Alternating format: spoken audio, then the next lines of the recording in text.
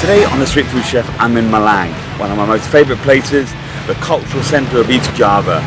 And we're going to experience some traditional food here like rawon, also pecel, and also stay in some famous places.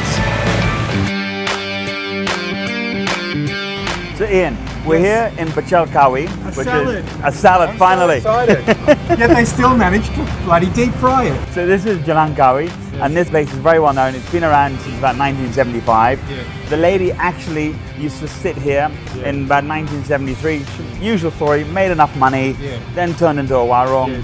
And the entrepreneur that she was actually sold it in 2015 and moved back to her village and unfortunately passed away, but sold it to an affluent Chinese person. This is payet.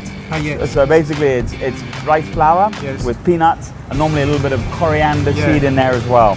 In here you've got cabbage, you've got kangkung, you've also got bean sprouts. This is all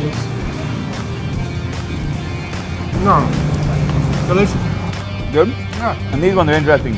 These are actually little hummingbird flowers I use in Thai food, and it's the first time I've actually seen it in Indonesian food.